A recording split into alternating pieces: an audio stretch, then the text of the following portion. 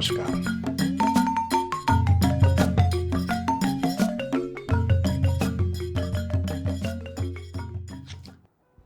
नमस्कार भाइयों और बहनों, आज से हम एक नई सीरीज शुरू करने जा रहे हैं जिसका उद्देश्य है कि आप अपने आत्मज्ञान को समझें, आप खुद को, अपनी शक्तियों को पूरी तरह से जानें और हमेशा हमेशा जॉयफुल मतलब आनंदी रहने का राज सीखें। सिचुएशन कैसे भी क्यों ना हो आपकी ज़िंदगी में, लेकिन आप हमेशा जॉयफुल और आनंदी बन सके। यह सीरीज़ आपको अलग अलग ढंग से बहुत ही ज़्यादा फ़ायदा कराएगी। इस सीरीज़ में सबसे पहले मैं आपको एक कविता पढ़कर सुनाना चाहता हूँ जो मैंने ख़ास तौर पर आपके लिए लिखी है। ये कविता इस तरह से लिखी है कि आपके भावनाओं का अलग अलग रूप अभी कुछ पलों में आपको दिखेगा। और ये कविता एक अगर आप समझ पाए या फिर अगर मैं आपको समझा पाया तो फिर ये कविता आपको खुद में स्थित होने के लिए मदद कर सकती है। ध्यान से सुनिए। क्या होगा अगर आप खुद को एक बैल मान ले, सूअर, भेड़, बिल्ली या फिर एक हाथी मान ले, कुत्ता, गधा, बाघ या फिर एक शेर मान ले? क्या होगा अगर आप इंसान छोड़ खुद को कुछ और मान ले? क्या होगा? आप है कुछ और बनोगे कुछ और ही।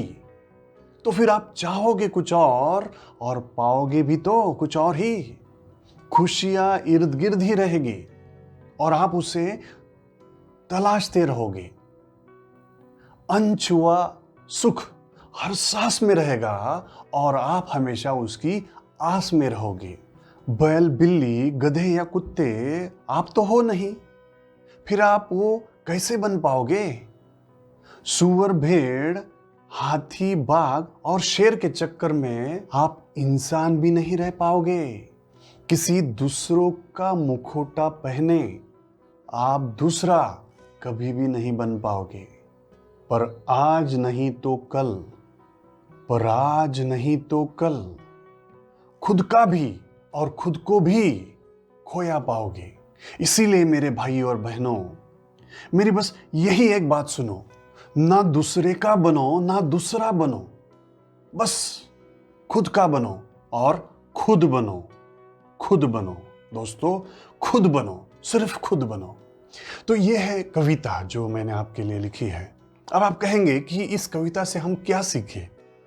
तो इस कविता को बार बार सुनो और देखो, ये कविता खुद आपको बहुत कुछ सिखा सकती है, बहुत कुछ। और फिर भी अगर वो नहीं सिखा पाई तो अगला जो भाग है हमारे इस वीडियो का, वो ज़रूर आपको बहुत कुछ सिखा देगा। तो चलिए एक छोटी सी स्टोरी मैं बताता हूँ आपको। एक छोटी सी स्टोरी, बहुत ही बेहतरीन। एक बार क्या होता है कि एक सन्यासी जो है वो शहर में जा रहा होता है, चलते जाता है। इतने में एक भिखारी जो वहीं पे आसपास कहते हुए बैठा है, उससे जब वो दिखता है सन्यासी, तो उसके मन में थोड़ा सा भाव आता है कि ये जो सन्यासी है इसके पास ज़रूर कुछ खास माल होगा, ये ज़रूर कुछ ना कुछ मुझे दे सकता है। तो वो भिखारी वहाँ से आवाज़ देता है सन्यासी को और उनको बोलता है कि सन्यासी बाबा, थोड़ा सा कुछ मुझे देकर तो जाओ। सन्यासी उसकी तरफ देखता है और बोलता है कि मैं तो एक सन्यासी हूँ और सन्यासी के पास तो कुछ भी नहीं होता, मैं खुद दूसरों को मांग कर खाता हूं, मैं तुम्हें क्या दे सकता हूं? उस पर भिखारी उसे कहता है कि नहीं, आप सन्यासी हैं मतलब आप तो बहुत शक्तिमान हैं, आप कुछ ना कुछ तो मुझे जरूर दे सकते हैं। उस पर वो सन्यासी हंसता है और फिर उसकी तरफ देखकर उसको बोलता है, वो क्या है जिस पर तुम बैठे हो? वो भिखारी थोड़ा कंफ्यूज हो जाता है और फिर बोलता है कि ये बक्सा है, कुछ भी नहीं है, ये तो सालों से यही मेरे दादाजी भी इसी पर बैठकर भीख मांगते थे, मेरे पिताजी भी इसी पर बैठकर भीख मांगते थे और इसीलिए मैं भी इसी पर बैठकर भीख मांग रहा हूँ और मेरा बेटा भी यही करेगा। उस पर वो सन्यासी हंसता है और बोलता है, अच्छा तो क्या उसे तुमने कभी खोल कर देखा?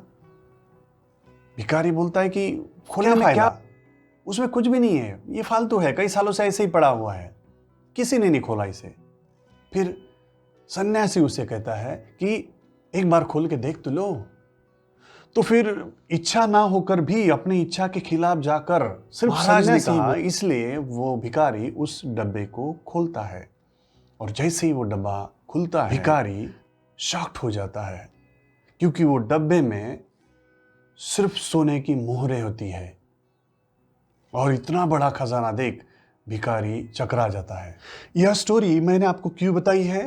क्योंकि यही स्टोरी है जिसका इस्तेमाल करके हमारे गुरु ने हमारी अंदरूनी शक्तियों को समझने के लिए मदद दी है। और जैसे वो सन्यासी का काम है, वैसा ही गुरु का काम है। और शायद कुछ हद तक के मैं भी वही काम करने की इच्छा रखता हूँ। मैं आपको आपकी अंदरूनी शक्तियों को जागरूक करने में मदद करना चाहता हूँ।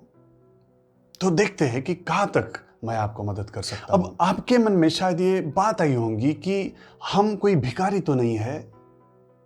हाँ दोस्तों, वो हर व्यक्ति भिखारी है जिसने अपनी अंदरूनी शक्तियों को नहीं जाना है। वो हर व्यक्ति जिसने कितना भी क्यों ना पैसा कमाया हो, कितनी भी क्यों ना इज्जत कमाई हो, कितना भी क्यों ना नाम कमाया हो, लेकिन अगर उसने पूर्ण रूप से इस पल में होने से मिलने वाली अनंत शांति और अमर्याद आनंद के खजाने को अगर नहीं पाया है, तो वो हर व्यक्ति भिखारी ही है। इस दुनिया में लोग बाहरी छोटे छोटे सुखों के लिए, जो जुना पुराना लोहा लोखंड के इक्वल है, उसके लिए वो अपने अंदरूनी आनंद को, अमर्याद आनंद को छोड़ देता है। वो हर व्यक्ति भिखारी है। अगर आप खुद के इस अमर्याद आनंद को, अनंत शांति को समझना चाहते हैं, पाना चाहते इसका मतलब ये नहीं कि कहीं बाहर से वो आपके पास आएगा, वो ऑलरेडी आपके अंदर है। समझना चाहते कि कैसे उसको देखे, समझे और इस्तेमाल कर पाए, तो इन वीडियोस को देखते रहिए। इस अनंत शांति को पाना, इस अमर्याद आनंद को पाना एक असाधारण पुरुष के लिए ही संभव है। बिल्कुल यही हमें हमेशा बताया जाता है, लेकिन नहीं, ऐसा नहीं है। यह कोई भी साधारण इंसान भी बड़ी आसानी से पा सकता है, और ये हमें सभी गुरुजनों ने हमेशा ही बताया है। गौतम बुद्ध ने, भगवान श्री राम ने, चैतन्य महाप्रभु ने और भगवान श्री कृष्ण ने भगवद गीता में भी हमें यह बताया है कि हम बड़ी आसानी से कुछ पर्टिकुलर क्रियाएं करके बड़ी आसानी से ये अनंत शांति और अमर्याद सुख प्राप्त कर सकते हैं। हर पल हमेशा प्राप्त कर सकते हैं। तो कैसे करें? ये बड़ा ही आसान है। देखिए, अर्थात ये पूरी सीरीज इस पर है, लेकिन एक सेंटेंस में अगर मैं बताऊं कि कैसे वो पा सकते हैं आप, तो देखिए कैसे पा सकते हैं आप ये तब पा सकते हैं जब बिना किसी भी मुखौटे के अगर आप खुद में स्थित हो पाए, बिना किसी भी मुखौटे के अगर आप खुद हो पाए और हर पल इसी मोमेंट में रह पाए। खुद होकर अगर हर मोमेंट इसी पल में रह पाए, तब आप इस खजाने को पा सकते हैं। यह अमर्यादित आनंद और अनंत शांति बड़ी आसानी से आपको मिल सकती है। और अगर आप ऐसा नहीं कर पाए जो इस वक्त है, तो आप खुद को अकेला महसूस करते हैं। एक कटी पतंग के जैसा आप खुद को अकेला महसूस करते हैं, खुद से भी अकेला और दुनिया से भी अकेला। और इसीलिए आपकी सारी शक्तियां एकदम जीरो हो जाती है। आपकी सारी इफिशियंसी पूरी तरह से तहस महस हो जाती है, क्योंकि आप अकेले हो जाते हो। अनंत शक्तियों का एक भाग आप खुद को नहीं पाते। लेकिन अगर आप ये खजाना पा पाए, समझ पाए, इस्तेमाल कर पाए, तो अनंत शक्ति का भाग आप खुद को पाएंगे और अनंत शांति और अनंत और अमर्याद आनंद का लाभ भी उठा पाएंगे। और जब तक आप इस तरह से कटी पतंग के जैसे खुद को अमर्यादित शक्तियों से अकेला पाएंगे, तब तक आपके मन में हमेशा डर पैदा होता रहेगा। और जब तक ये डर पैदा होता रहेगा, तब तक आपके अंदर हर पल द्वंद्व रहेगा, जिससे गुस्सा, जेलसी, एनवी, फ्रस्ट्रेशन, डिप्रेशन, हर वो फीलिंग जो इस वक्त आ रही है वो आती रहेगी। वो इसीलिए आ रही है क्योंकि आप खुद को अकेला मानते हैं, सेपरेट मानते हैं, अनंत शक्तियों का भाग खुद को नहीं मानते। हम सभी एक दूसरे से जुड़े हैं। लेकिन आप वो नहीं मानते। और क्योंकि आप खुद को इसी तरह से कटी पतंग के जैसा टूटा मानते हैं, सेपरेट मानते हैं, आइसोलेटेड मानते हैं, इसीलिए डर का जन्म होता है। और ये डर का जो जन्म होता है, ये फिर जन्म देता है अंतर द्वंद को, जो हर पल फ्रिक्शन क्रिएट करता है, हर पल आप में अलग अलग नेगेटिव फीलिंग्स को जन्म देता है। गुस्सा, डर, हिचकिचाहट, शर्म, जेलसी, फ्रस्ट्रेशन, डिप्रेशन, क्या है ये? दुख, क्या है ये? These are all the children of fear. ये इस फियर के, इस डर के बच्चे हैं। ये इसीलिए होते हैं क्योंकि आपने अपना अंदरूनी खजाना अभी तक नहीं देखा। जिस बक्से पर, अंदरूनी खजाने के बक्से पर आप सालों से बैठे हुए भीख मांग रहे हैं कि आप हमको आनंद दो, खुशी दो, अलग अलग तरीकों से, उस बक्से को आपने आज तक नहीं खोला, क्योंकि आपने कभी माना ही नहीं कि ऐसा कोई बक्सा हो भी सकता है, और है भी। अगर आप उस बक्से को खोल पाए तो आप हर पल, हमेशा, फिर आपके पास पैसा हो या ना हो, फिर आपके पास चीजें हो या ना हो, नाम हो या ना हो, आपके पास रेपुटेशन हो या ना हो, लेकिन आनंद, अंदरूनी आनंद हमेशा रहेगा। आप हमेशा ही आनंद का एहसास करेंगे।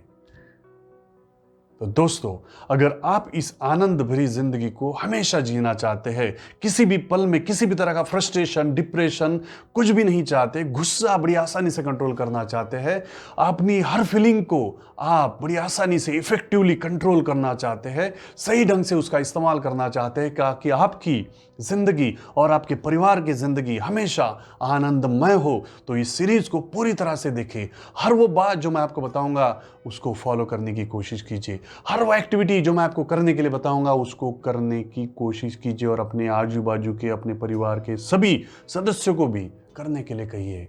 देखिए, आपकी जिंदगी आनंदमयी होगी, आनंद से भरेगी, और हमेशा हर तरफ आनंद ही आनंद होगा। आज के लिए बस इतना ही। मिलते हैं अगले वीडियो में।